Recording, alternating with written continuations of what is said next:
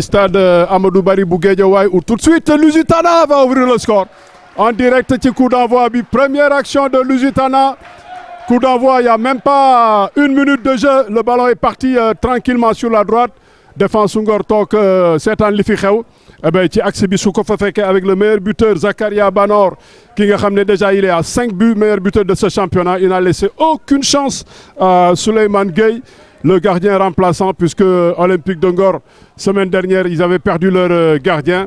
Voilà là 2 minutes pour bien démarrer. Lusitana ne pouvait pas espérer mieux et son attaquant avec un super bon gabarit très opportuniste en place dans la surface il faudra waaw lu ñuy wax góorgóorlu moom góorgóorlu mooy tax a doon góor mais Ngor vous êtes parti sur des voilà, attention, des conditions difficiles. Encore un ballon perdu. Il va partir l'attaquant de pointe. Heureusement que cette fois-ci, gardien Bitel ne gagne sauver les meubles. Ah, ça, il faut que le coach de Ngor, Mamadou Diadiop, le prodige de Thiès, mu tel résoudre le problème parce que déjà, Lusitana, un peu, ils se sont installés ci première moitié de terrain Ngor. Ils vont repasser par seen gardien Pape Mbaye. Tranquillement, Bagna Yakamti, Moustapha. On va jouer au sol, aspirer Ngor ñu génnaat seen zone de Lucie. Et un long ballon pour aller chercher le couloir gauche Stanislas qui gagne son duel. Mais coup de sifflet de monsieur Alidem, l'arbitre de la partie, assisté aujourd'hui de Landing Sané et de Atap Badji. Alidem, arbitre bi, on vous en parlera tout à l'heure. Il est assez spécial. Attention à ce deuxième ballon. Deuxième ballon pour les Ngorois. Mais il n'a pas osé aller au contact pour pouvoir réclamer une faute.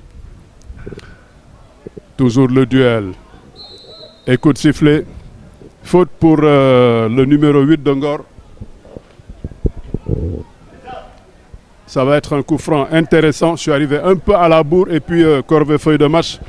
Baybara ne vaut rien. Il ne m'a pas fait les feuilles de match. Je suis obligé de me débrouiller tout seul pour savoir.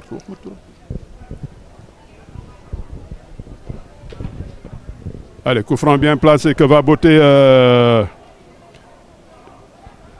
l'arrière gauche. Tout le monde est dans la boîte. Tout de suite, 5e minute de jeu. C'est maintenant qu'il faut réagir. Bu ngeen buggee des ci affaire bi.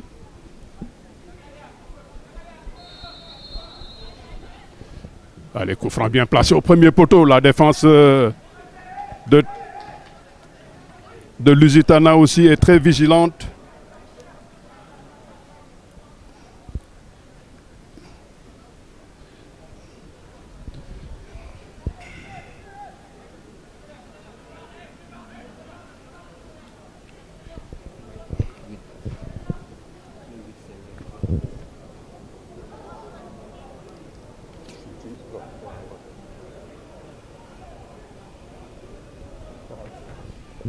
Allez, encore un petit duel. Il faut maintenant ñëpp jéem a marquer seen territoire. Ngor teel a bëgg a réagir mais Lusitana ils vont refuser. Numéro 2. Ouais.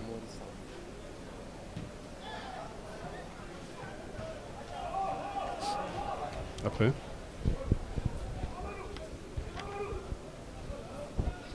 Il manque.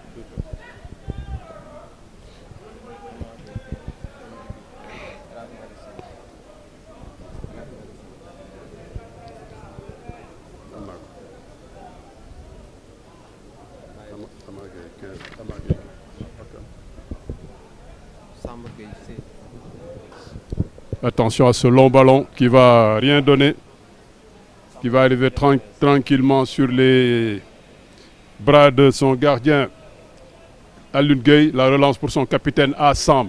On laisse jouer l'avantage. Là, on peut être dangereux. On peut être dangereux sur le côté de Ngor. Ballon encore bien négocié. Toujours bien négocié par le vétéran Mané. Assez solide. Ah, il se bat, il gagne son duel. Est-ce qu'il pourra mettre bonne défense? Bonne défense. Attention, attention, en première intention, s'il part, ça peut être dangereux. C'est trop long. C'est trop long. Et intelligent gardien qui laisse sortir.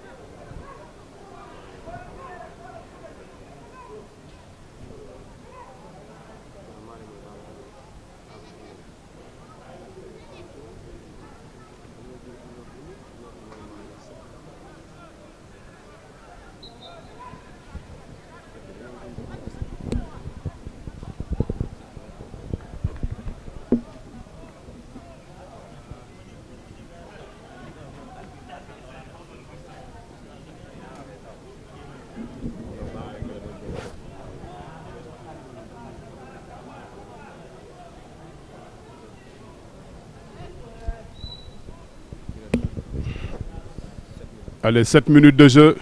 Long ballon pour les Ngorois qui tentent toujours de réagir. Bonne sortie de l'attaquant de pointe, mais bien muselé par la défense centrale. Ouais, grosse faute du capitaine Assam. Ah, ça, il va être gentil pour le premier coup, monsieur Alidem. Mais loolu moom boo ko ñaaralee xamal ne foo jaar di nga dem naani ju ndox.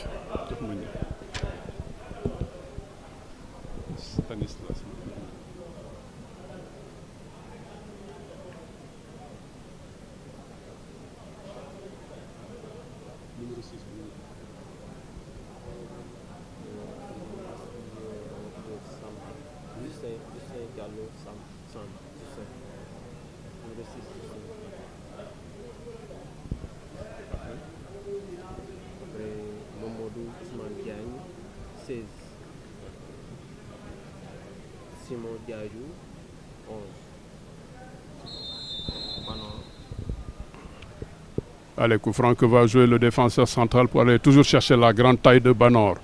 Ah, il va leur faire mal. Il va poser beaucoup de problèmes aux Ngorois.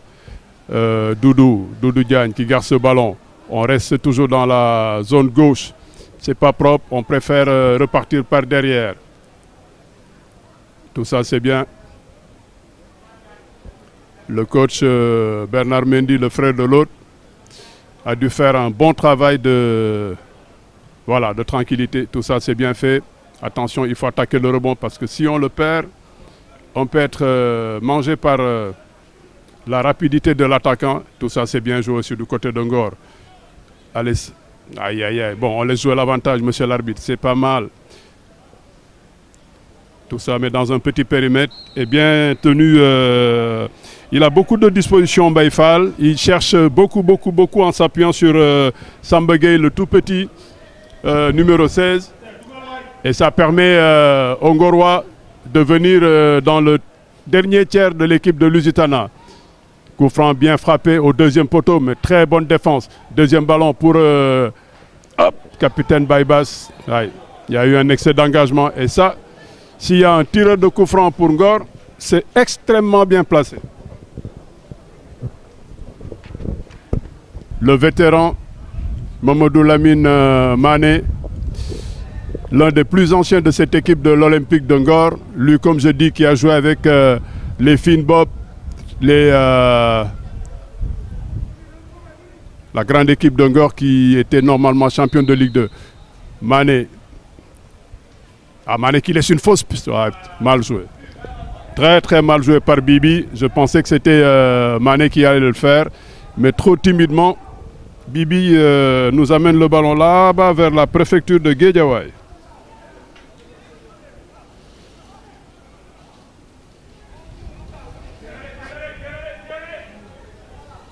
Bonne sortie de balle qui va venir jusqu'à Justin, qui n'est pas frileux, qui passe par son milieu de terrain. Mais tout ça, c'est pas prudent.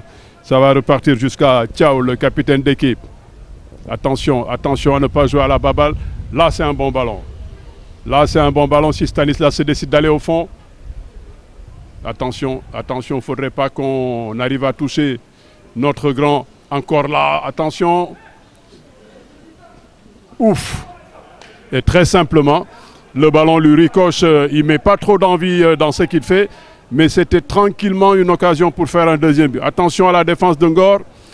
Il faut être solide et empêcher que ces ballons arrivent dans la surface de réparation parce que chaque fois que c'est là, Zakaria peut vous faire mal. Justin qui va encore partir. Bien défendu, mais pas pour longtemps. Ballon récupéré par l'équipe de Lusitana. Lusitana, créé dans les années 88 par Ousmane Dieng, qui était en bon link avec une filière portugaise. Je signale que c'est même ce Ousmane Dieng qui a permis à José Mourinho de venir au Sénégal pour une première fois, même si c'était un court séjour. Mais Mourinho, qu'on entend partout dans le championnat anglais, le Special One, il est venu à Dakar grâce à Lusitana, maintenant récupéré par un peu l'écurie Mendy, des frères Mendy. Le grand Étienne qui a été un bon agent de footballeur, qui a été même directeur sportif à Marseille avec Pape Diouf. Son frère Bernard qui a été un très très bon footballeur mais malheureusement blessé très tôt. Bon, ils n'avaient pas choisi la nationalité sénégalaise xamaguñu woon seen mbokku njaago yi fii mais tey ku leen ne woon dellu si leen ñëw jouer Sénégal ñoo la fii jiitu. Tout ça pour la petite histoire de Lusitana, actuellement donc repris par cette famille depuis 3 ans. Et depuis 3 ans, ils sont en National 1. Comme ils m'ont dit, 2 fois ils ont loupé la montée. Et cette année, ils pensent que c'est la bonne parce qu'ils sont 2e de cette poule pour le moment. Le leader Pépinière a chuté. Il y a 1 point qui les sépare. Et pour le moment, si on en restait là, Lusitana passerait devant et larguerait Ngor un peu dans le ventre mou de ce championnat. Bon retour de Bibi, l'excentré droit, très volontaire et très actif.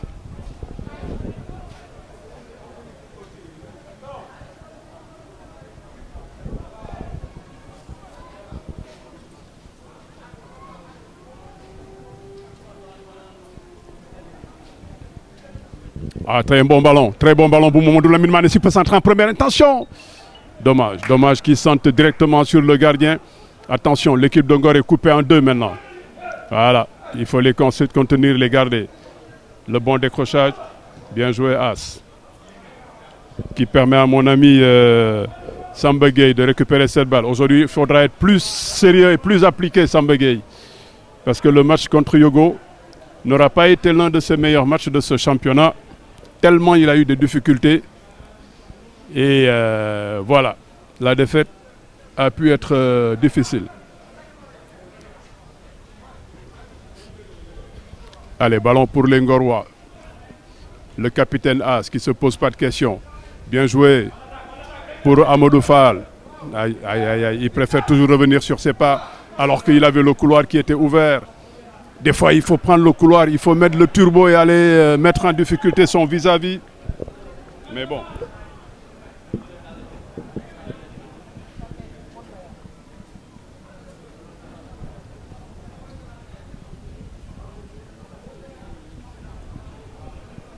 Bonne sortie de balle de Pambaye pour son défenseur central.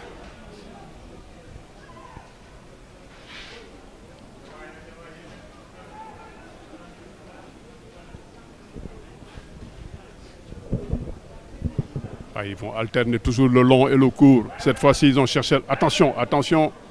Ils ont cherché la déviation de Zakaria. Il n'y a pas d'intention de passe, dit monsieur l'arbitre. Encore Mbaïfal. Assemble. Vertical. On garde la balle. Non. Perdu avec un gros retour de Justin.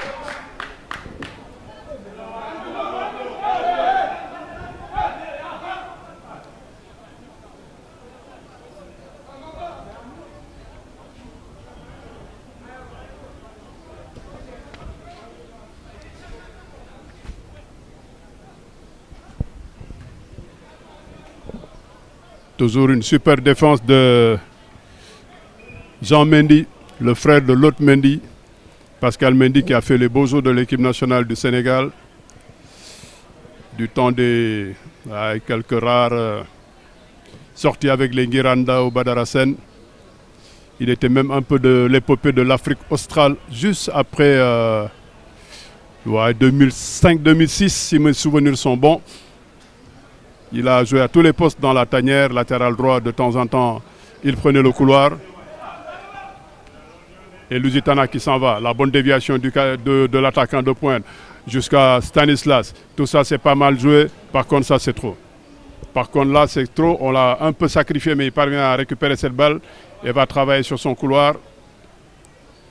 Bonne défense des Ngorois qui sont restés tous debout. Mais maintenant, il faut faire monter le bloc. Monter le bloc, ne pas se presser, ne pas se presser. Aïe, aïe, aïe, aïe, aïe, aïe, aïe, aïe. Aïe, aïe, aïe, aïe, aïe. Un peu difficile pour Mané.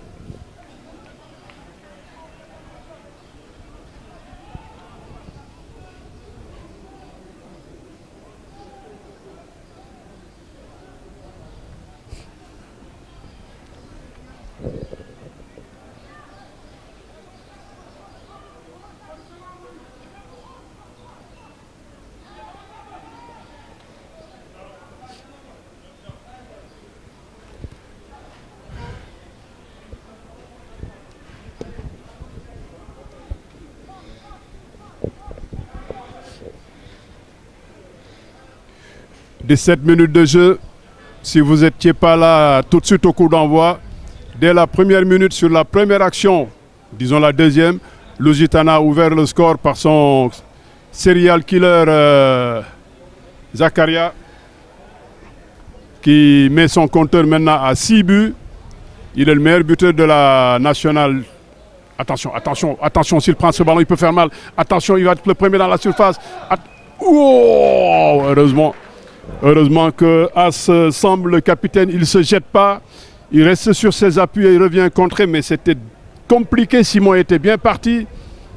Mais malheureusement, sur cette action, il a pris la mauvaise décision. Rapidement, il fallait rentrer dans la course de As pour l'éliminer une bonne fois pour toutes et jouer avec ses partenaires. Corner à suivre. Frappé par Simon. Attention! Grosse faute de Jean Mendy qui était monté aux avant-postes.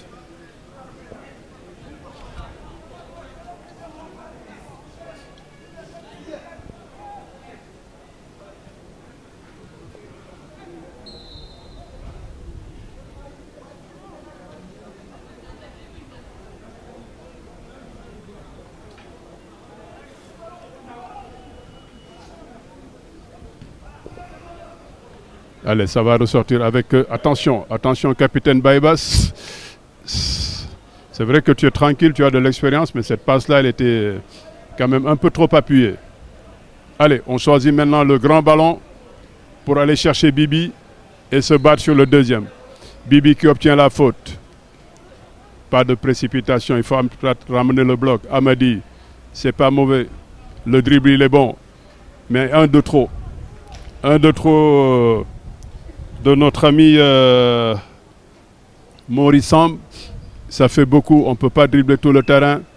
Jean Mendy qui passe par Amadi Moustapha Fall, l'axe central de Lusitana qui tient bon la route.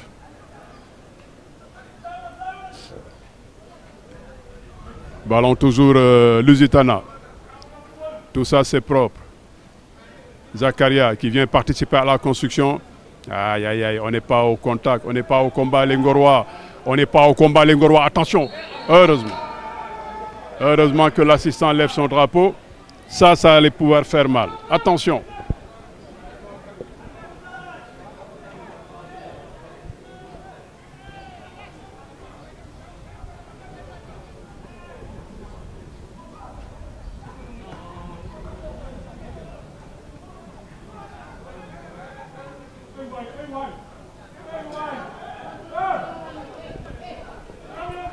Ablaye Ndao, le capitaine de Lusitana, qui se régale. Ils sont en train de passer un très mauvais quart d'heure, les Ngorois. Mais aïe aïe aïe, interception de Baybas, mais on la perd trop rapidement. Les gars, on ne peut pas courir pendant des minutes pour chercher le ballon. Et le perd immédiatement. Attention, geste très difficile et compliqué de Zakaria Banor là-bas. Quand on sait que c'est une seule équipe qui monte, c'est un championnat quand même difficile. Très difficile, la Nationale 1. Et c'est reparti.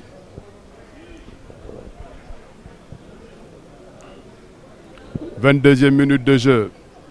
Les Ngorois qui vont essayer de sortir de leur zone par peut-être un long drop de Souleymane Gueye. Le remplaçant de Samb, qui je rappelle s'est fait mal contre Yogo. Et n'a pas pu retrouver tous ses moyens pour revenir garder. On est trop distant, les lignes sont écartelées du côté de Ngor. Dès qu'on va sur l'attaque, attention à celui-là. Attention, s'il peut l'embarquer, il peut faire mal. Attention à Stanislas qui va manœuvrer. Stanislas dans la surface. Stanislas qui va chercher son pied gauche. Aïe, aïe, aïe, aïe, aïe, Baïfal, on la jette trop ce ballon. C'est pas clair ce qu'on veut faire du côté de Ngor. Les intentions sont floues, complètement floues, alors que là, avec Abdoulaye Ndao, le capitaine et maître à jouer de Lusitana, on se régale. Régulièrement, il trouve Simon sur le couloir. Là, peut-être ça peut être un bon ballon. Mori. Aïe, mais il n'y a pas grand monde, il n'y a pas grand monde. Mané qui vient dédoubler pour le couloir. Mamadou Lamine Mané, un peu trop esselé. Qui parvient à centrer. Ah mais c'est lent, tout ça, ça joue arrêté. On ne peut pas être devant la surface et après jouer arrêté. C'est trop lent. C'est à ce moment qu'il faut mettre le turbo, accélérer et amener du monde. Mais c'est trop timide, trop timide la réaction gauloise qui amène quand même un corner. Allez, sur ce corner, les grandes tailles vont monter. Amady Gueye avec normalement son mètre 80 et quelques. Ah, il frappé au deuxième poteau, mais trop fort, mais qui va être récupéré par Mbaye Fall. Oh. Naïvement, il s'est laissé gêner par le retour de Justin, qui lui a placé un gentil petit coup d'épaule pour lui faire perdre le ballon.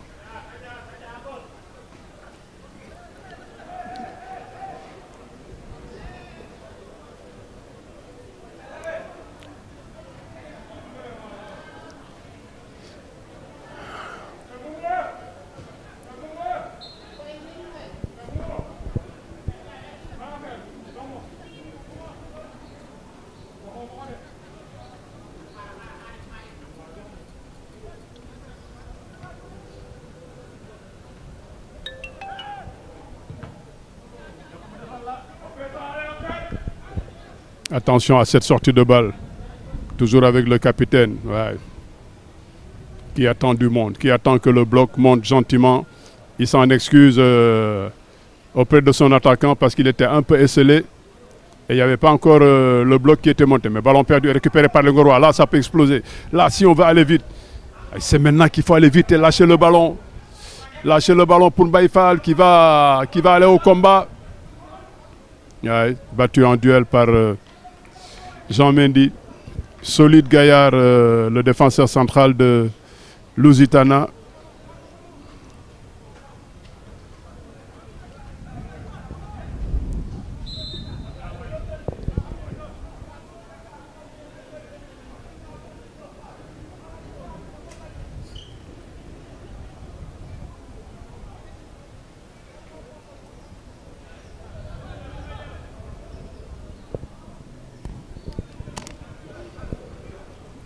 Allez, coup franc pour Lusitana. Joué tranquillement par Jean Mendy. On préfère repasser par Doudou sans se presser. Moustapha Fall qui casse 2-3 lignes. Ballon récupéré par les Ngorois. C'est là que c'est le problème. Parce qu'après, on n'explose pas, on perd du temps. Et ouais, et après on perd le ballon gentiment. Je pense même que l'arbitre est gentil, mais le ballon était plus noir que bleu. Mais néanmoins, c'est un duel. Il faut aller au combat, Mori. Il faut se bagarrer. On ne peut pas réclamer les fautes à tout bout de champ.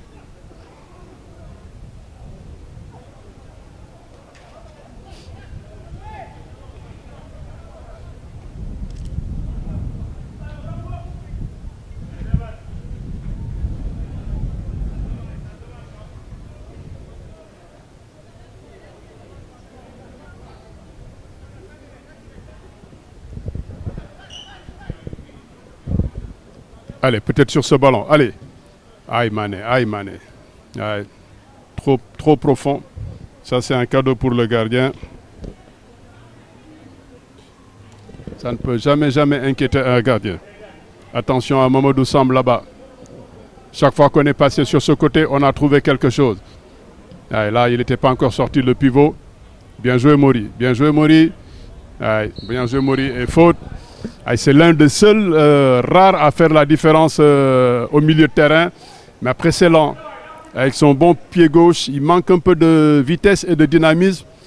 Il fait la différence, mais après, tranquillement, il est rattrapé.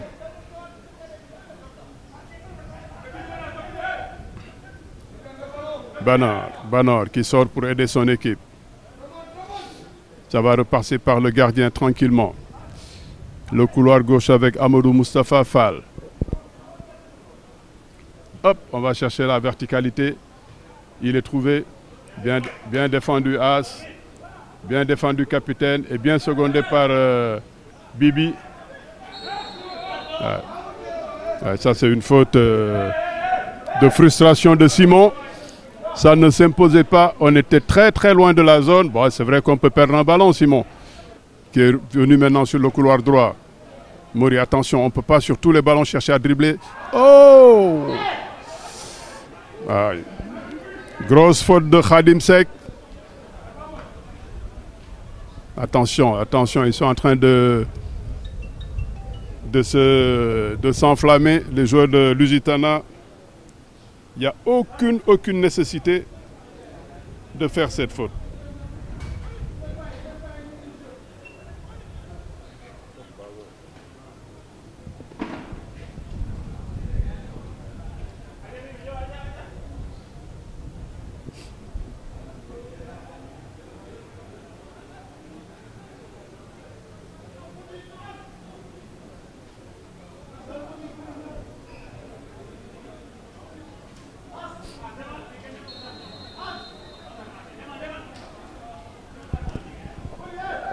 Allez, coup franc pas mal placé pour un gaucher. Il faut de la taille dans la surface. Frappé par le capitaine Assam. Ce ballon qui va tourner, mais trop proche du gardien. Aïe, aïe, aïe, il faut remettre pour les autres. Il faut remettre pour les autres. On ne peut pas dans cette zone-là marquer un but. Amadi Gueye. Et le ballon sera noir avec... Khadim Seck dit Bamba. Capitaine As. Faut pas la perdre, As. Faut pas la perdre. Baïbas. Mais ça va être long. Ça va être long et compliqué à jouer.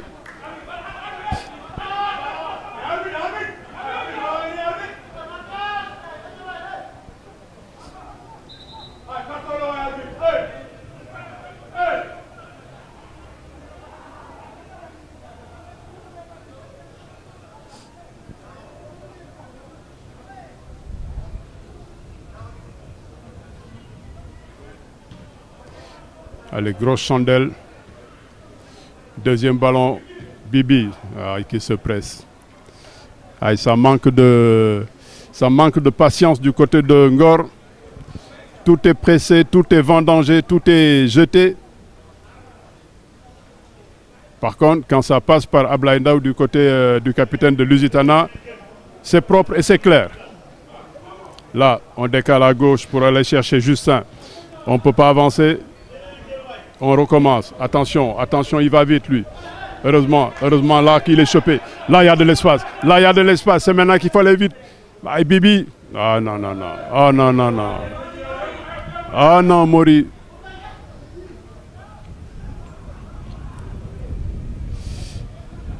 Il faudra voir ça à la mi-temps. Il faudra être beaucoup plus patient et précis dans ce qu'on fait du côté de Ngor.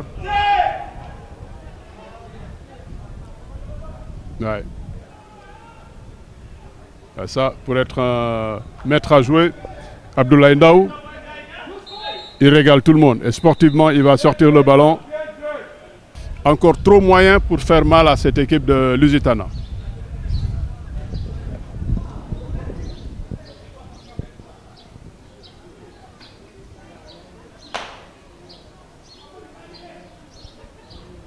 Allez, ballon Lusitana, bien arbitré. Toujours Ndaw qui va s'appuyer sur son ami du milieu de terrain, Doudou, pour amener le ballon là-bas à gauche.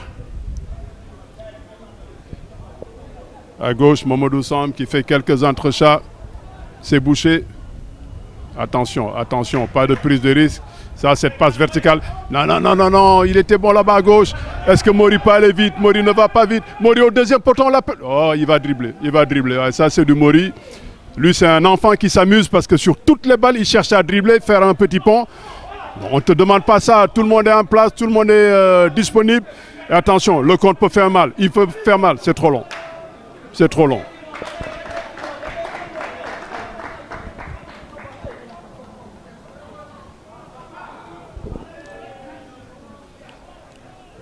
Les prises de décision ne sont pas bonnes du côté de Ngor sur ce coup-là. Il y a deux solutions, il faut aller jouer vite, mais tout de suite, mon ami Mori, il a mis les œillères, il s'est dit, je vais faire mon passement de jambe, je vais faire mon bon pied gauche, je vais chercher à toroxal kenn, in soxlawul loogu waay boy.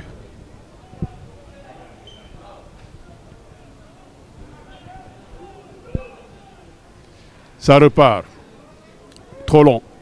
Trop long, trop tranquille pour Pape Mbaye.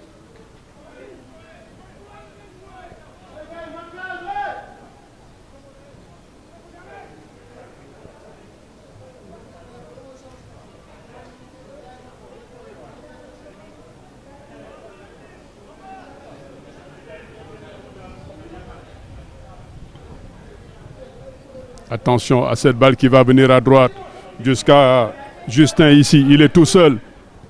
Ah, son centre qui ne monte pas. C'est dommage que son centre ne se lève. Attention, il faut prendre les informations. On prend trop de temps pour faire le beau, pour faire la photo de famille. Dans cette zone, il faut aller vite, mon petit. Et coup franc pour Ngor. Baybas qui veut jouer à 2. Pas de solution, il faut mettre un grand ballon.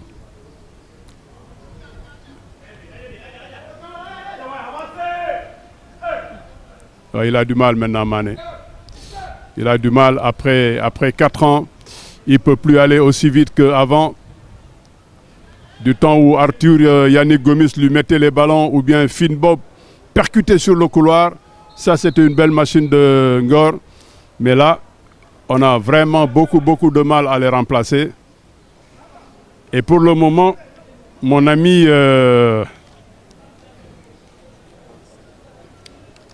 Mamadou Dia Diop de Thiès, l'ancien de Thiès, Amitié et Walidan, il a beaucoup de problèmes pour résoudre les équations posées par cette équipe de Lusitana qui, quand il faut être costaud comme sur ce ballon, on ne se pose pas de questions.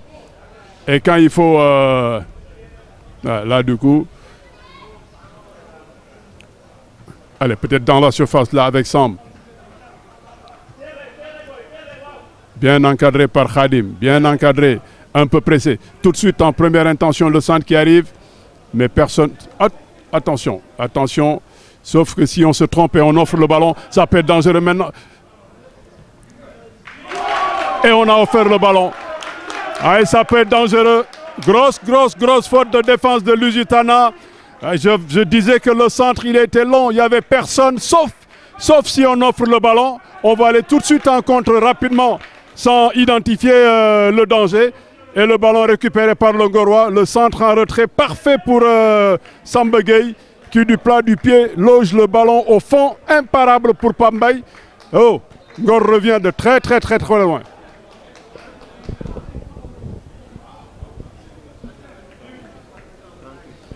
Allez, presque au bon moment, Lusitana, ils ont comme challenge de gagner et de passer devant. Ngor, ils ont comme challenge de gagner et de passer devant Lusitana. Du coup, la suite peut nous donner beaucoup de satisfaction. Coup franc pour Lusitana de l'autre côté là-bas. Si vous connaissez Amadou Bari, c'est la ligne de touche qui est proche de la mosquée. Parce que Lusitana attaque le camp de la station Clean Oil. Et Ngor attaque voilà, le foyer des jeunes. Donc pour le moment, c'est Lusitana qui bénéficie du vent. Et ce ballon peut être dangereux tranquillement. Personne ne l'attaque. Et ce sera 6 mètres pour Ngor. Il veut se presser, mais son capitaine As veut prendre son temps. 40e minute. On gère la fin de cette première période parce que Dieu seul sait qu'elle a été très difficile pour les Ngorois. Acha. Ñu talal ko mu gudd ba in sori dem si camp yi ñeneen ñi. Waaw noogoo gën xool duel aérien yi kan moo koy gagné premier bi waa Lusitana ñoo ko gagné ñu attaqué deuxième ballon touche pour Ngor capitaine As Samba voilà un grand ballon sur la tête du buteur Mané bien joué ak sa grande taille loolu war nga ko mun ndànk rek ndànk Mori ndànk waaw bu ci kenn yokk lu ci bokkul. Voilà, bataille baax na non trop d'effet sur ce ballon. Heureusement que Bibi récupère notre capitaine As pour cette Mané qui va garder. Mané boo garder après da ngaa joxe waaj bi dafa metti Mané waaw tuuti combat on revient à la faute bien arbitré attention il faut être en place et il faut faire très attention à Simon, le virevoltant attaquant droit, il peut faire très mal.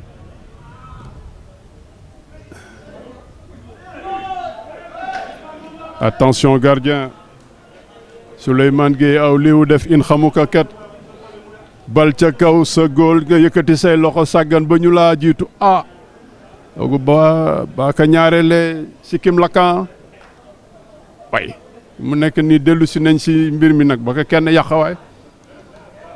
Allez Simon, corner bien placé au premier poteau. Attention, il faut se dégager.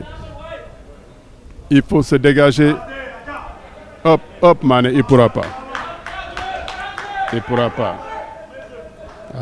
Mané nag kala waxul ne mag dikk na nag wax la leneen. Maintenant yow.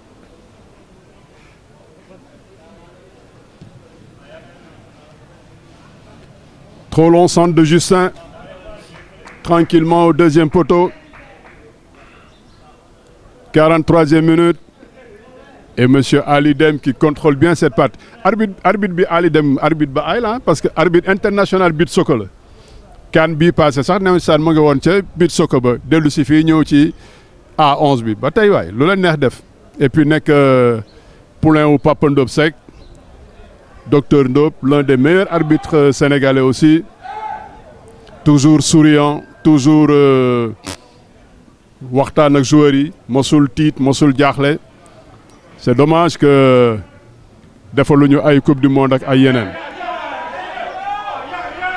Attention, jeu dangereux, monsieur Dem est très calme. Ouais, jeu dangereux du capitaine Assam. ci yoonam mu yóbbuwaale ñëpp ba xaw a xoosaale Zakaria Banor. Attention à ce coup franc joué dans la surface. On se dégage comme on peut du côté de Ngor. Hop Khadim jëlal information Khadim li ngay def hors-jeu de l'attaquant Zakaria. Et c'est le coup de sifflet final, 45 minutes de jeu. Lusitana 1, Olympique de Ngor 1. Très tôt, Lusitana avait ouvert le score par son buteur maison, Zakaria Banor, dès la deuxième minute. Et Ngor qui revient de loin avec un superbe but de Samba Gueye qui remet les pendules à l'heure. Dans les vestiaires, il y aura beaucoup de choses à dire. Et nous, gentiment, on va chercher à se rafraîchir la gorge. Et on se parlera en seconde période. Noyul leen ñu waa Ngor.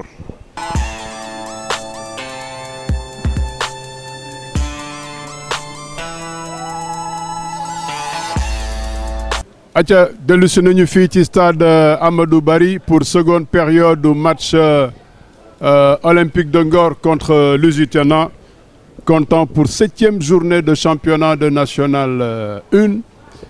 may xamal ne ci seen poule bi poule A Pépinière de Tambacounda moo jiitu mais dafa faxasalu Lusitana mooy deuxième benn point la ko kooku ëppale su gagné jiitu Ngor mu ngi ci ginnaaw Yogo ñi ñaari point lañ ko jiitoo bu gagné moom tamit bokk ci coow li. C'est reparti ci coup de sifflet wu Ali Dem waa Ngor ñoo def coup d'envoi bi tout de suite bii bi di jéem a seet fu muy jaar ci couloir bi bal bi génn.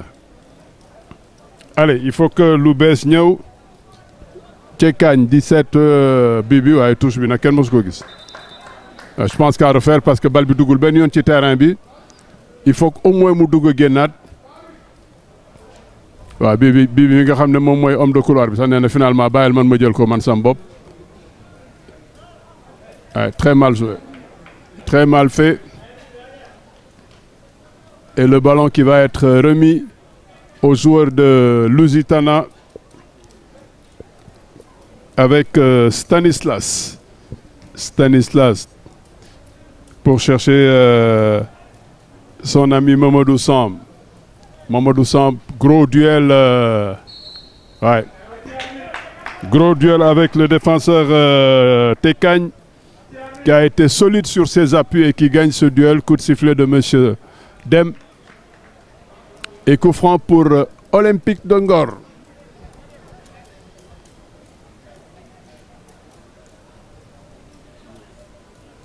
Olympique de Ngor avec une nouvelle direction sous la conduite maintenant de notre ami Alex, ancien gardien de but Ndiouf, qui est en train de remettre de l'ordre dans cette équipe parce que Ngor fa mu jóge sori na ku xamoon Djib Gueye, ku xamoon Mindosa, ku xamoon Moussa Faye Magder, ku xamoon Mali, ku xamoon dem si yàlla Tuuti, ku xamoon sax les premiers Ngorois yi bokkoon ci Almadi bi ñuy door a def fusion bi dans les années 69 70 nga xam ne Alex am nga liggéey mais bon comme nag yow jàmbaar nga ñu ngi laa encouragé di la seetaan yaax sa staff. Allez, bon ballon pour les Ngorois, attention en défense, ñu ngay juum les Lusitana, ils vont ressortir toujours dans leur zone avec voilà. Ça veut dire que l'organisation du bloc Ngorois pose des problèmes à cette équipe de Lusitana qui a du mal à sortir ce ballon. Sauf que su ngeen jaaxlee mu gudd non ci suuf premier rideau Mané qui vient super bien, c'est bien défendu. Attention, on peut pas bien défendre après jël bal bi di ko mandé Mbodj. Match bële passé contre Yogo lii moo la daloon xanaa yow xamoo kundo bin rey samam. Attention, attention l'accélération, attention.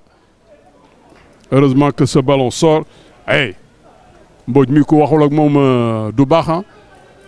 Hey, xanaa bu ñu xoolee image yi avant match su dee di ngeen def vidéo le but que Yogo marque sortie de balle nga juum ba gars yi coppati ko fëq say kan loolu ku mu dal benn dootu la dalaat. lébu xaw ma na mu ko waxee foofu ci xatu xel li waaye si olof dañu naan kënd bi rey sa maam ba seenee lu ñuul te ñi sax lu ñuul la ñu sol mënoo daw oui. Allez, pour être plus sérieux, gros ballon récupéré par Mori. La bataille fait rage au niveau du milieu de terrain. Lamine Mané qui va venir gêner les premières relances, mais très difficilement, très difficilement. Il a pris un peu d'âge, il a pris un peu de poids. Mais on dirait que l'organisation défensive de Ngor, l'animation, elle est bonne parce que pour le moment, les joueurs de Lusitana ont beaucoup de mal à sortir le ballon. Il y a toujours du monde en face. Ñaari yoon Ablaye Ndaw, le capitaine, a fait tourner, mais mënul gis kenn. Mais c'est là que le bloc il est bas. Parce que si le bloc est bas, après deuxième ballon, il y a Stanislas qui va s'appuyer sur Diagne. Ça, c'est bien joué. Attention, l'avancement est déjà au poste. Oh, il a mis trop de gomme dans le centre. Centre Beberidol était fort. Ça pouvait être dangereux. Attention, Ngor, schéma, il faut ngeen jàng ko parce que chaque fois que ñu liggéey ko Stanislas jaar ci Doudou mu remettre ko su accéléré rek pointe Zakaria mu ngi taxaw te Zakaria xaw ma ndax caméra yi ngi leen koy won bu baax am njool la tànk yi gudd mu la xaw a niroog Steve Cook Paki bu bit soccer njañ li rëy kooku lu mu mbëkk dafay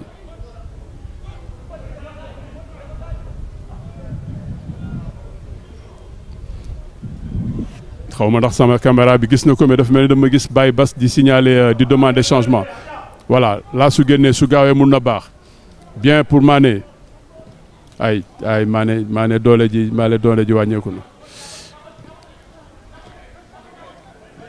Tout ça c'est bien joué Tchekagne, bien joué Samb. Attention, faut pas perdre le ballon. Attention, le danger peut être là. Ouf. Bien arbitré. Wow, cette fois-ci, Mbodj a gagné le duel parce que le duel avec Zakaria Banor, de mon défenseur central, bu ne bëreet ma laqatu fexe ba coppati bal bi xejal bañ a nekk di xeex ak moom xa bëri doole ah.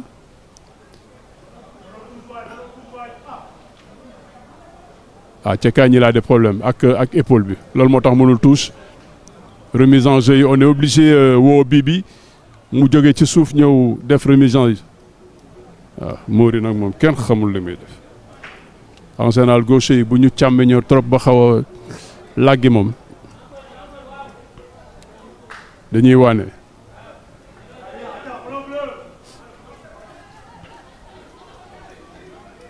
Atia remise en jeu rapide pour Mané qui va chercher à garder ce ballon. Aïe, qui s'en sort. Un peu plus de maladresse que autre chose. Mané qui va faire un tacle compliqué et qui fait perdre encore le ballon. Ablaye Ndao, le maître à jouer. Ah, il trouve plus le monde parce que le bloc ngorois est beaucoup mieux organisé. Et même les deuxièmes ballons sont récupérés par Ngorois. L'autre contre, il est fort. Attention, pourquoi il y a ce tank du top? Samba Gueye. Il y avait un bon ballon qui était sorti. Allez, nous Diaridi à gauche. Diaridi à gauche. Accéléré, dédoublement. Bibi pour Mané qui va talonner. Intelligent Mané. Oh, Bibi. Ouais, Magmadna Baye Ntimreu. C'est vrai qu'on disait que Mané, il est vieillissant, il est fatigué. Mais avec beaucoup d'intelligence, il a servi de pivot et la talonnade. Ah ouais, Sambagé, il a pris un coup moteur sur ce coup. Tout à l'heure, Mou abdiqué. Lui, le buteur qui va sortir. Abel Aïe protège Tibiam. Encore l'un Amoulen Aïe protège Mot. Ouais.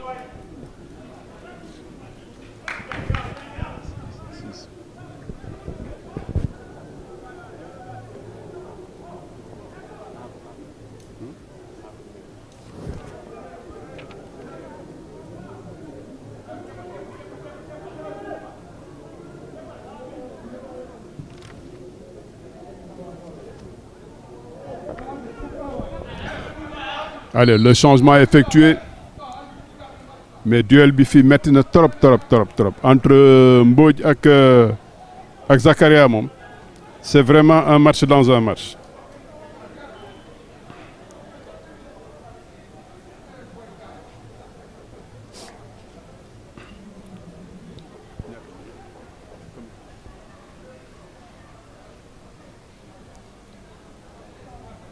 Neuvième minute de jeu ici à Amadou Barry, toujours un but partout entre Lusitana et Olympique de Ngor.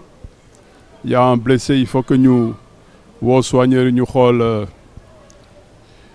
comment remettre sur pied Mbodj, le défenseur central, qui a eu un gros contact avec Zakaria Maron.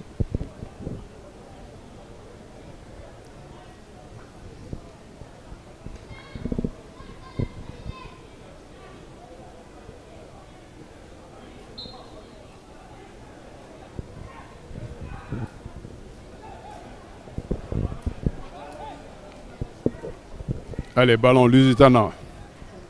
L'arbitre ne siffle pas de faute. On va rester avec le capitaine là, le déplacement à gauche pour Yoxi Baptiste Stanislas. Pas mal joué. Le 1-2 qui fonctionne, le 1-3.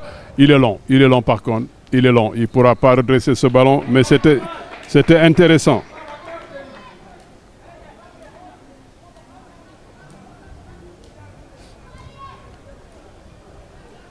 Ah tiens, ça repart avec Mbodj.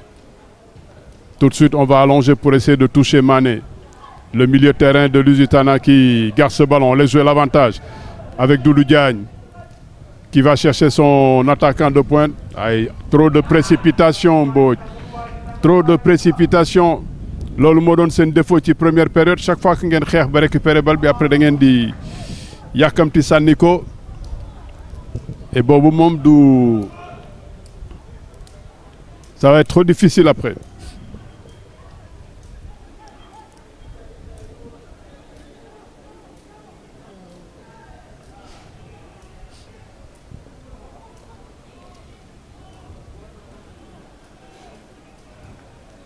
Allez, toujours ce score de 1 but partout. Lusitana à la 2e minute et Olympique de Ngor à la 38e. Ouais, Baybas qui sonne la charge. Le capitaine Courage. Ballon perdu par les Ngorois. Stanislas qui va développer sur le côté avec Mamadou Samb. Mamadou Samb qui trouve un bon partenaire dans la surface. Bien défendu. Très bien défendu. Doudou, il a cherché à piéger le défenseur central. Bon, il reste au sol. Peut-être que petit dribble bi loxo laal na ko wala leneen, mais bon, le dribble n'était pas franc. Du coup, monsieur Ali Dem amul woon benn raison de siffler faute ci action boobu. Avec les Ngorois, le nouvel entrant Momar Gueye. Toujours trop lent, mais il n'y a pas de danger. Tekagne. Trop lent. Trop long pour Bibi.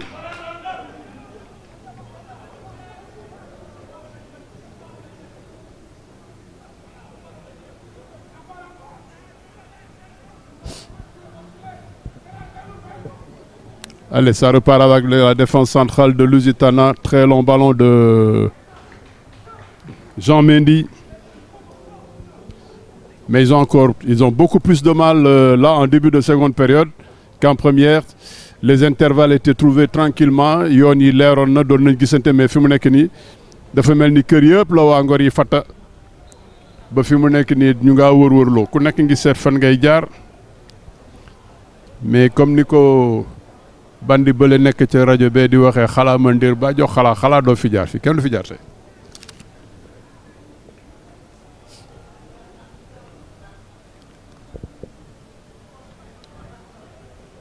Encore un duel gagné par Mbodj, le défenseur central de Ngor, qui est souvent en avant sur Zakaria. Cette fois-ci, Zakaria a trouvé le ballon. Il va s'appuyer sur son homme de couloir droit. Le 1-2 est trouvé. Aïe, dommage. Zakaria s'est un peu enflammé parce qu'après le contrôle poitrine, Amady Gueye, na bal bi jóge foofu. As qui va passer par son gardien. Na ku nekk def li nga xam. Heureusement que avec beaucoup d'expérience, Tekagne va provoquer la faute de son attaquant, mais loolu moom dara leeru ci woon.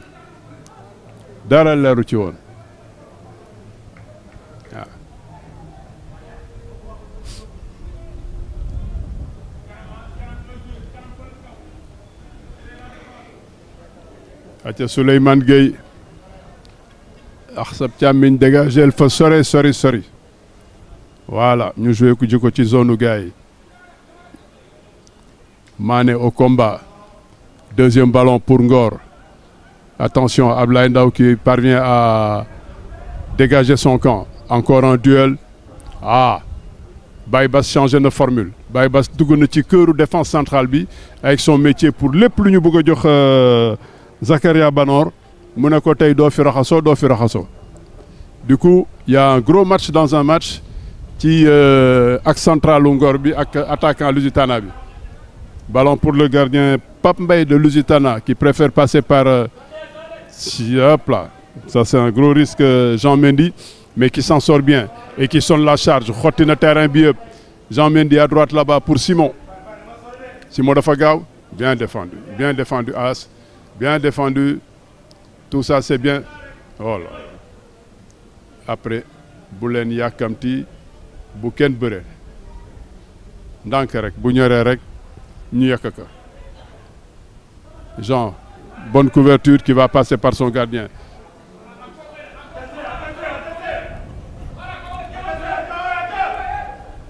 Ouais. Encore Baybas. Là il a trouvé la formule. Il est tout de suite derrière Mbodj pour le couvrir parce que fi mu nekk nii dañu bàyyi xel Maroon. Mbodj qui va aller au duel ak Stanislas. Bien joué Baybas. Capitaine Courage malgré ay at yu bëri ay at yu metti parce que Bas moom ak Mané ñoom ñooy rescapé yi bokk ci ñi nga xam ne bi Ngor di toj. di gagner coupe de la ligue am doole ànd ak ñoom encore je vais le dire ñoom Finbob ñoom Arthur Yannick Gomis actuellement qui fait les beaux jours de Guingamp en deuxième division française ñaar ñooñu ñoo fa nekkoon mais tey bas kaka ne jom la maa jaay mu ne la fii la ëppee. En tout cas, pour le moment, il garde bien la maison et tactiquement, il est très bien en place. Il couvre extraordinairement Mbodj, qui est régulièrement battu par la taille ou la vitesse de Zakaria. Et corner à suivre. Frappé de la gauche vers la droite par un droitier, ça va être rentrant.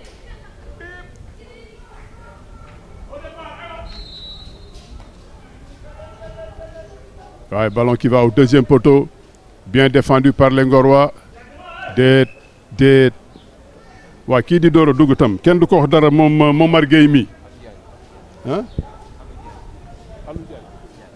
Ah, Alou Diagne, dégagel suñu bal yi ci feuille de match dañu jum ci feuille de match ñu ngi bind numéro 6 Momar Gueye. Xaw ma nag ndax yow sama réalisateur li nga may wax leer na tamit Baye Ba rew tamit li xam bëriwul dara.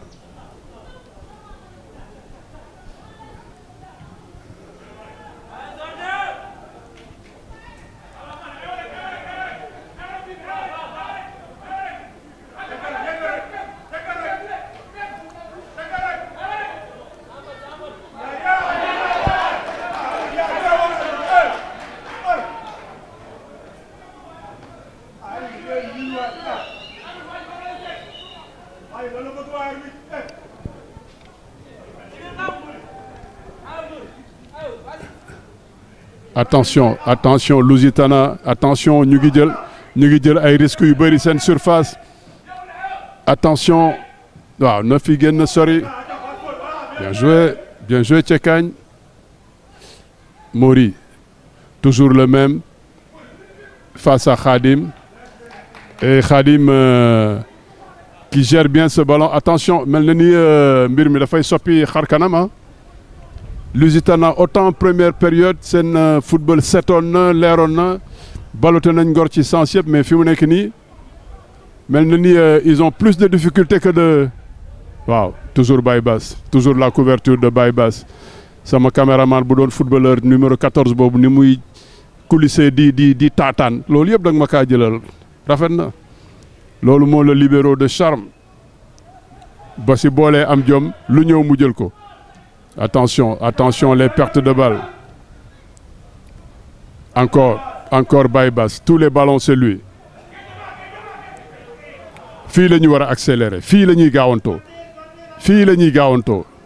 On perd trop de temps ici. On perd trop de temps sur un périmètre de 15 cm. Ñu fanaan fi. Après amuñu solution. Bibi su ko contrôler bu baax dara mun na xew. Bibi su ko contrôler bu baax. Wow, Bibi mandé na balu jàmbur. Quelle frappe pied gauche. Attention, attention, ça sent le brûlé du côté de Lusitana. Allez, il est obligé de s'excentrer, de décrocher, mais fekk na fi gaay mi. Zakaria a des difficultés, il trouve plus le ballon.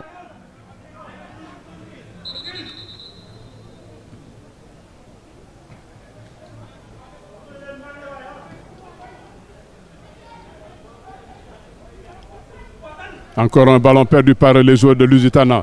Ils sont bouffés sur l'engagement par les Ngorois qui mettent beaucoup d'intensité dans les duels. Et quasiment tous les duels sont gagnés par les Ngorois actuellement. Sur un gros temps fort, il ne reste que peut-être trouver Mané ou trouver Bibi pour une accélération. 21e minute de jeu. Et toujours un but partout avec une super bonne réaction de l'équipe de Ngor. Attention, Jean Mendy qui se trompe. La frappe contrée. Ballon toujours Ngorois. As qui trouve son homme de couloir. Qui va perdre ce ballon. Oh, aïe. Alou Diagne n'a pas osé. Plutôt Maurice Sam. Maurice Sam n'a pas osé prendre sa chance. Lui qui est gaucher, il l'a donné dans la course de Mané. Qui de la pointe des pieds. Attention, attention, ça accélère, ça peut partir vite. Mbodj est dans le coup.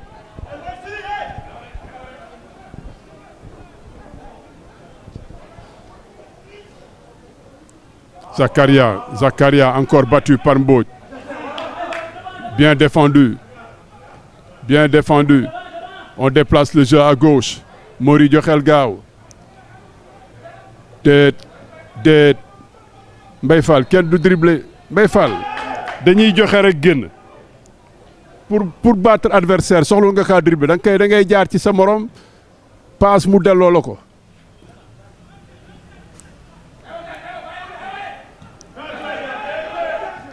Diagne qui se bat mais qui perd ce ballon. Le contre peut partir. Très bien défendu. Encore beaucoup de rage, beaucoup de hargne. Le contrôle de Bibi. Dara jeexagul ñëpp a ngi xuloo. Acca ñu dem. Hop. La buntu feeñ na. La buntu feeñ na. Attention. Heureusement. Beaucoup de solidarité avec une grosse compensation de Assam. Arrière gauche bi jóge fële ñëw nekk presque premier défenseur central mais Lusitana ñu ngi pousse As génn na bu baax le contre peut partir Mané aïe il donne un peu tard mais Mané va garder la balle et attendre l'arrivée de Bibi looy def Bibi xanaa daxaa sonn waaye Bibi nañ daw waayow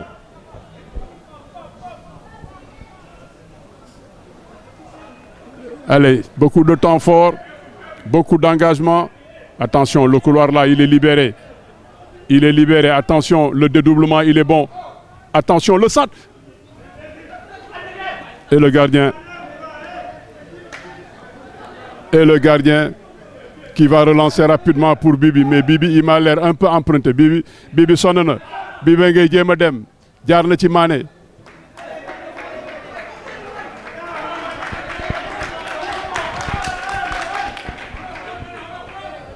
Mori mi lu ma mel ni Baye Bara Ndoye càmmiñam bi la fitte ñu bal nii rek jàppal mu wóor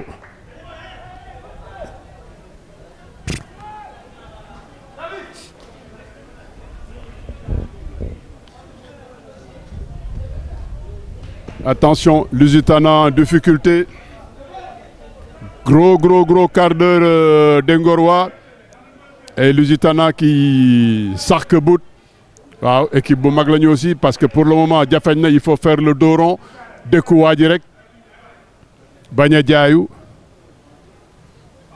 attention waaw ñëw na ci Mori il faut que mu dribbler moom il faut que mu dribbler mais tey jox na Bibi bal bu baax est-ce que Bibi ñeme na dem Bibi lan la bëgg non Bibi mënatul non Bibi pare na il était trouvé vraiment super bien décalé mais il fait tellement d'efforts moom tamit ci match yi day piston day yéeg day dellu si ba nga xam ne fi mu nekk nii à la 25e minute de la seconde période Bibi a moins de jus. Ablaye Ndao capitaine gëjoon nañ ko gis parce que Lusitana avait du mal à garder le ballon. Attention Tekagne, le dégagement tranquillement pour le gardien.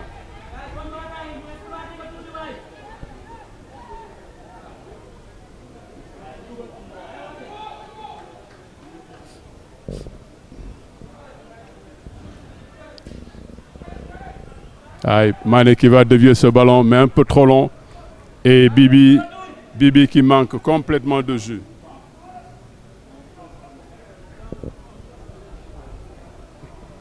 On va maintenant chercher l'expérience du côté de Ngor parce que le capitaine, l'expérimenté, lui qui a parcouru le monde, joué un peu partout à la douane ici et allait même faire des piges en Tunisie, il peut apporter quelque chose.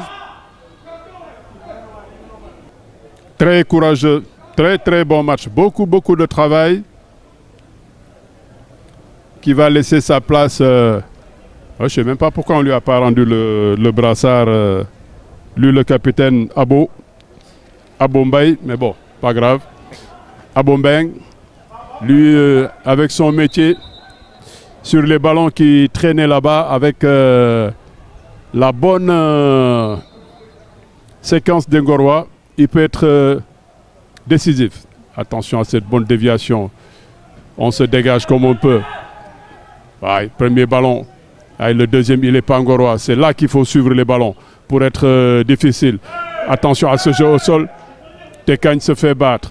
Oh là là. Oh là là. On a cherché à dribbler.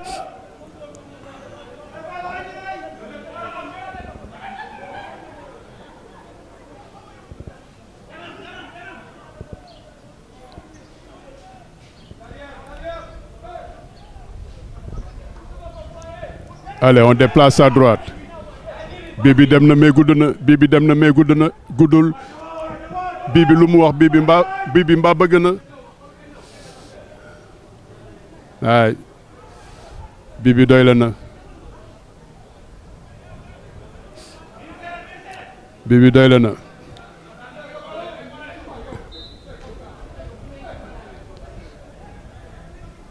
allez capitaine Abo waaw bu kenn tooñ kenn.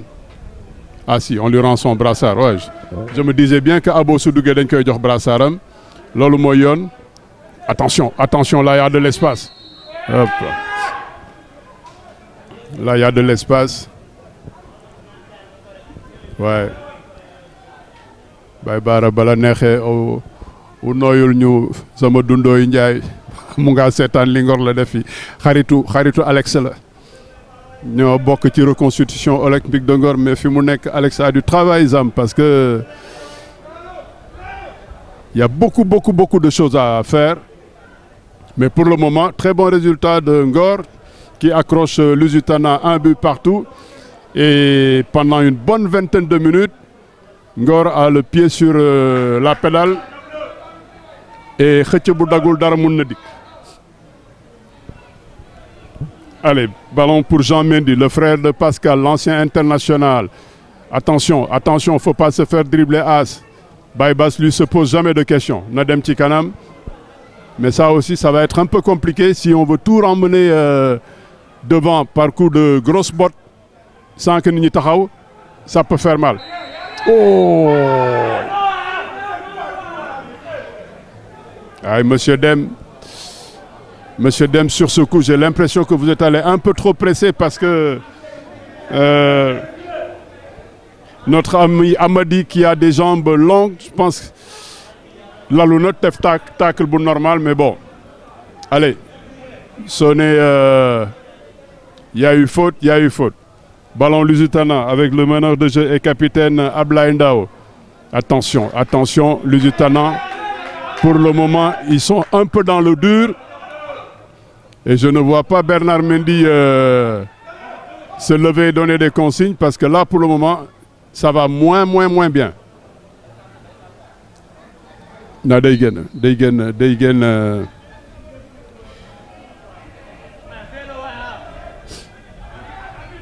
sama càmmiñ Maurice Samb nag moo ma gën a jaaxal ci équipe lépp la bëgg a laax laalo.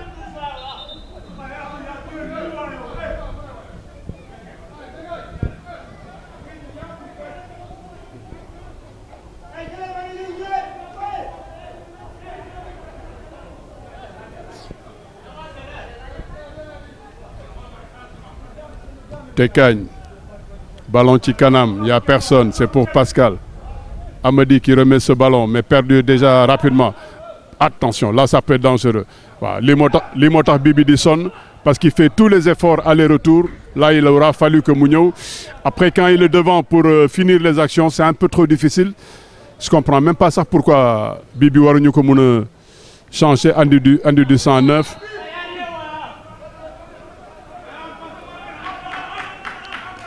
Ah, mais il faut faire attention. Déjà, am nga carton, il y a trop de fautes. Excès d'engagement bi aussi wóorul. Intelligent. Dommage que yeggu ci. Hop. Heureusement que VAR amul. Mais kii moom bu ñu ñëwee xool sama caméra Abo dina am soxla bu rëy. Parce que complètement le dëgg ci tànku Jean Mendy. Avec beaucoup de retard, mais bon, c'est bon. Jean est solide. Xale la bu dëgër, donc plus de peur que de mal.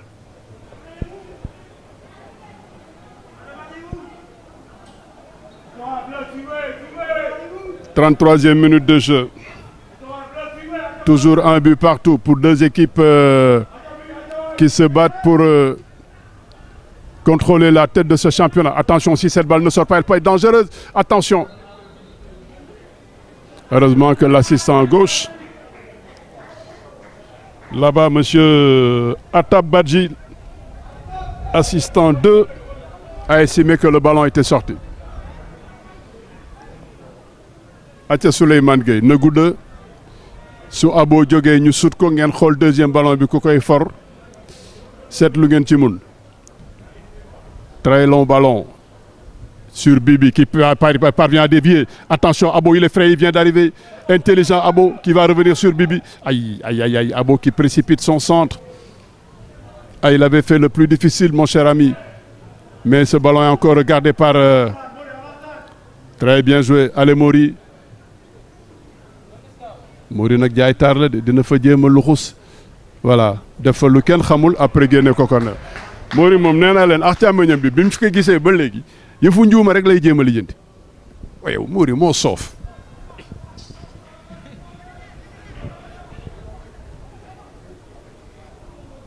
Allez, ça peut repartir de l'autre côté avec Jean Mendy. Et le pressing ngorois qui est bon. Oui, bien as. Bien as. On les empêche de se retourner. Bien, bien, obligé de repartir par derrière. Il a manqué Bibi ici. Attention, attention, le couloir droit, il est bon. Il est trouvé Stanislas Vassan. Bien joué Bibi. Gros retour de Bibi. Parfait Bibi. Sur le plan offensif, bo deful dara bu la kenn wax dara. Arbitre nee na amul dara de. Bibi waroon nga mën a teel a joxe. Waaw. Waaw. Xare Badar bi métti na. Ouais. Attention, corner joué à la Rémoise. Attention, il faut être prêt. Il est kooku ban. Monsieur Ali Dem, attention, après le dribble, il fait une faute là. Ah ouais, après le dribble, il met la main sur le défenseur. Heureusement qu'il n'y a pas eu... Lol bu ci dara xewoon coow dina am. Allez, on se met à 9,15 m. Et on contrôle la grande taille de Zakaria. Il est placé là-bas au deuxième poteau qui va décoller, mais qui ne gagne pas ce ballon. Attention, le capitaine Daou Zakaria. Tranquille, gardien. Tranquille, gardien. Ngor qui s'accroche.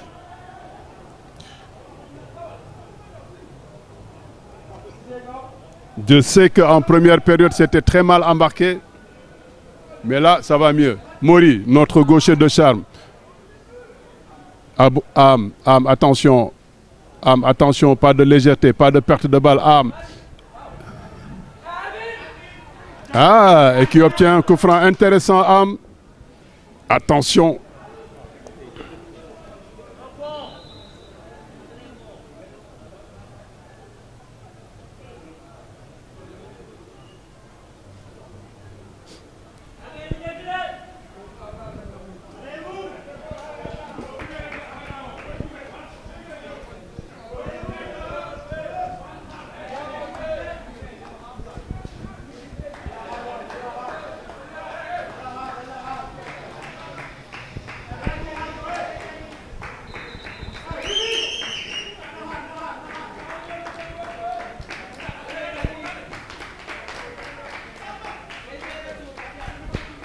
Allez, dernier changement pour Ngor. Parce que qui ñuy andi 17 bi ñu ka woowee roue moom waaye am njool la moo xam ne normalement lépp la war a mën a mbëkk. Gars yi ne nañ ko xaar pour coup franc bi balaa ñuy dóor. Normalement, ce sera la sortie de...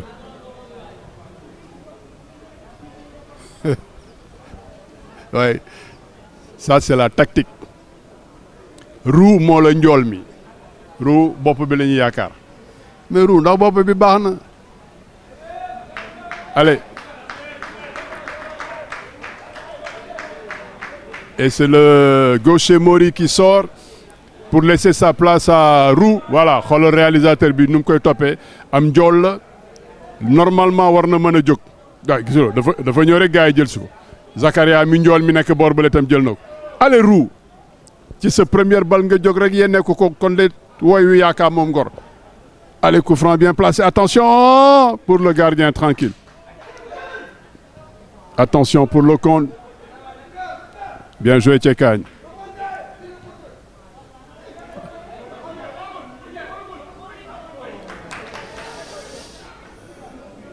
C'était un bon ballon, mais Amadou Fall n'a pas eu la lucidité de regarder la position du gardien. Il n'y avait pas à contrôler Dengue Gungerek.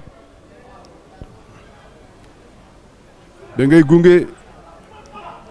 Attention, attention, Lusitana qui sort, mais qui a encore beaucoup de difficultés pour trouver la cible. Bien défendu Baybas. Bien défendu Baybas et qui va se battre pour empêcher le corner. Et lucidement, waouh, ça c'est propre, ça c'est bien joué, ça c'est le métier, ça c'est l'expérience.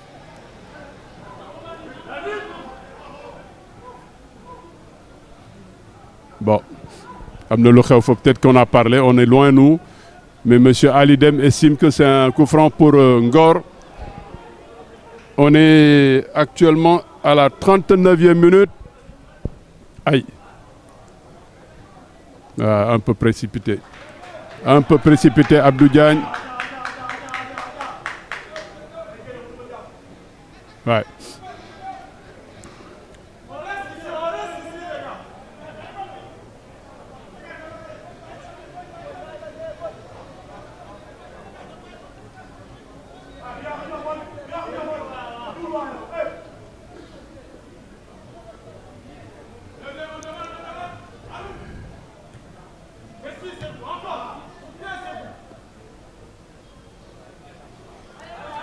Allez, ballon récupéré par Lusitana. Simon, qu'on n'a pas beaucoup vu en seconde période. Allez, le dispositif défensif de Ngor marche à merveille. Tous les duels sont gagnés par les Ngorois derrière. Après maintenant l'utilisation en avant, c'est là qu'il y a la difficulté.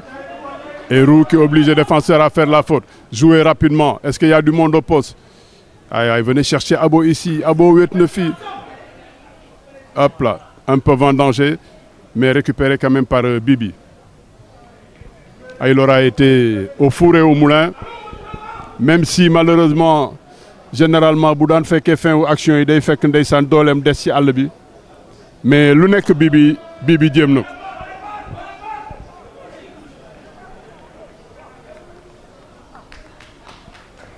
Pépinière nga leen di seetaan di leen déglu bu sañoon fii ndam du dem ndam du dikk ndax moom mu gën a des ci kaw.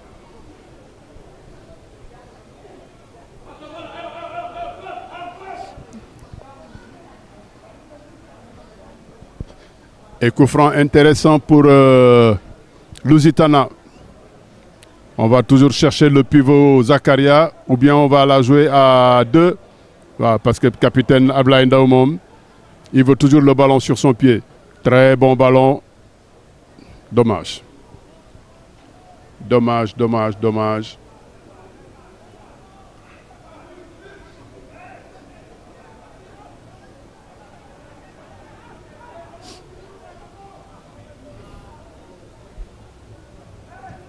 Encore un grand ballon du gardien Gueye sur la tête du défenseur de Lusitana. Le coach Dongor est devenu ramasseur parce qu'il croit en la chose et Daramon Nakhaou qui 4 minutes du 41e minute de jeu.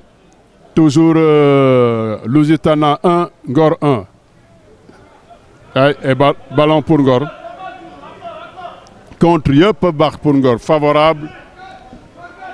Tout va bien pour Ngor. Desnerek dernier geste bi. Peut-être ci accélération mais Roux nag mun bu yóbbu bal bi du ma xam fan la koy jaarale mais moom day dem rek et c'est un ancien normalement il est là depuis temps où ñoom fin boobu yeeg yooyu daan naa koy gis muy dugg 12e ak 13e moom très volontaire yi mbëkk rek di dem.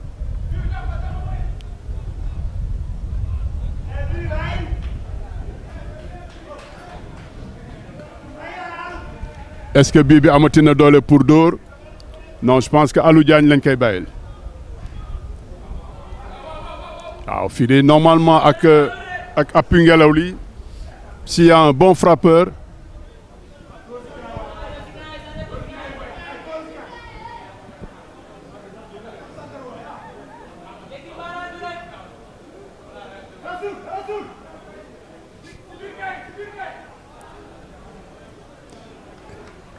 arbitre bi pareegul mais defe naa ne Alou tamit xamul lu mu war a def gars yi ngi koy bëgg a passe le deuxième poteau mu ngi bëgg a jël non je pense qu'il va jouer avec non Alou nag Alou yaa fi deful dara.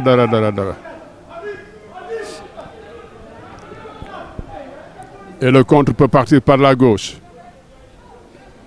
On laisse jouer l'avantage. Ablaye Ndao, capitaine, qui va mettre un ballon pour son avançante, mais toujours battu. Attention. Aïe, c'est trop long et le défenseur peut jouer. Ouais. Très, très mauvaise passe de capitaine Abo. Aïe, il y avait de la place, mais Mbaye Fall mënul jot loolu parce que c'était trop long. Attention, équipe bu Ngor coupé na en deux, il faut que ñëpp dellu si. Bon retour de Abo.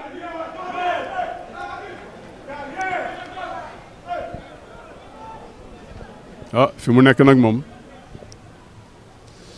affaire bi kii la may nurul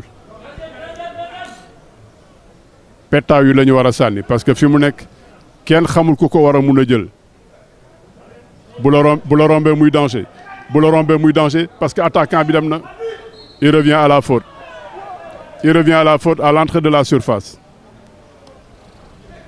Attention à ce coup franc qui peut être très, très, très, très compliqué.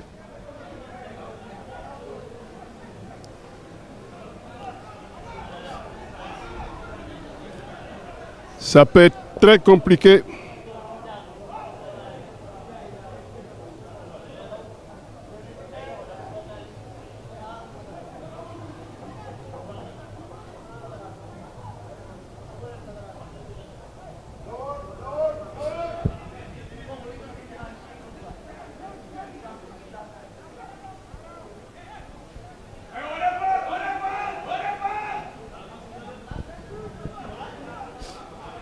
Attention à ce coup franc.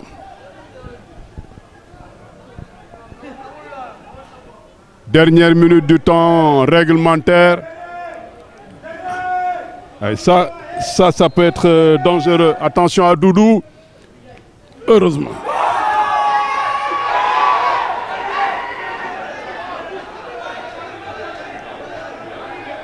Hop là, ça peut être compliqué.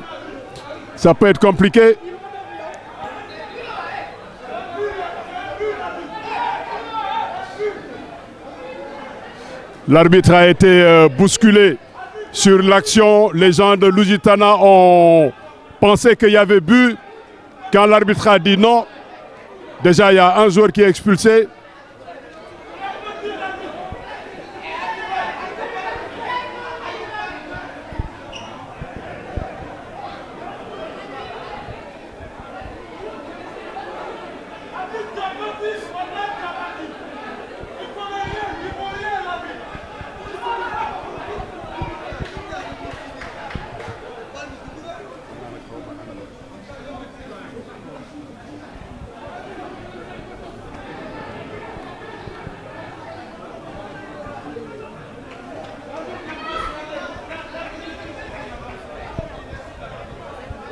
C'est la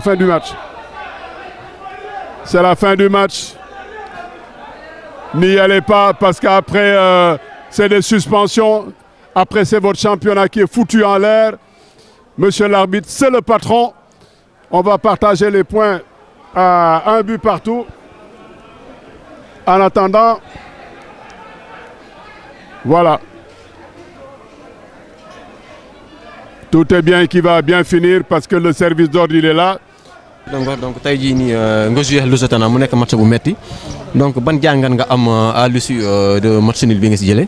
Tout d'abord dañuy sant yàlla julli ci Yonent bi sallallahu alayhi wa sallam. Lusitana c'est une équipe très joueuse ñoom dañuy jouer au football et vraiment ils sont toujours en mouvement ñu xamoon nañu on était prêt pour ça mais malheureusement suñu entame baaxul à la deuxième minute on encaisse un but Et ça a été très difficile pendant une trentaine, 35 minutes.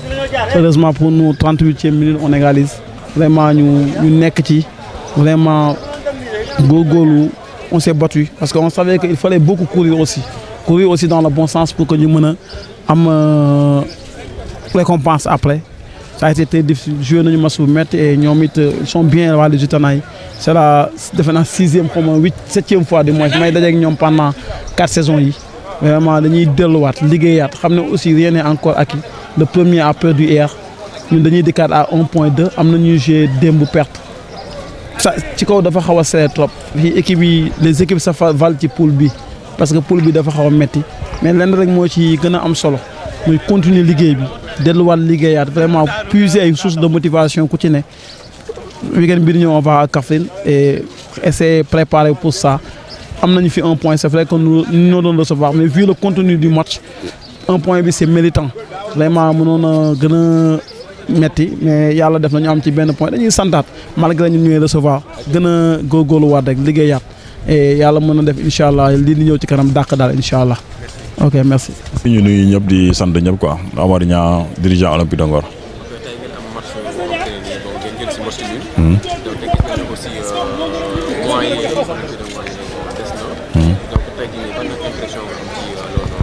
Alors pour moi moom ñu ngi koy deewoo di ko ut quoi donc am na ay nit ñoom te ñu ngi ciy jàpp et puis am na ay parrainage yu ñuy def donc ñu ngi jéem a parrainer match yu nekk am ay responsable yu koy jël pour parrainer ko donc c'est ainsi sax en tout moom jël am lu mu jël lom te ne mu koy def donc lépp suñu jëm si ndox meek fruits yi joueurs yi war a jël yëpp jël na ko en charge pour tout le championnat donc joxe na montant pour loolu donc ñu koy sant di ko gërëm bon am nañu aussi marraine boo xam te ne premier match bi jëloon na ko en charge donc de match bii ni dañ ko pare woon les frais mais malheureusement gisuñu leen xamuñu qu'est-ce qui s'est passé donc match bi ñëw aussi on doit aller à Kaffrine donc envoyer un courrier au niveau des pêcheurs pour ñoom ñu nekk parrain au match boobu aussi ñu ngi leen déglu pour que ñu ku nekk rek jéem a jàpp ci équipe bi pour que équipe bi nekk équipe waa Ngor et puis ku nekk sentir sa bopp parce que dañuy dellu équipe bi ci dëkk bi donc bu ñu envoyer lettre de parrainage aussi c'est dans ce sens là pour que responsable yi wala personnes yi ñuy solliciter ñu xam ne que c'est juste pour vraiment impliquer tout le monde ku nekk xam ne que ne demuñu jouer pour bàyyi kenn quoi.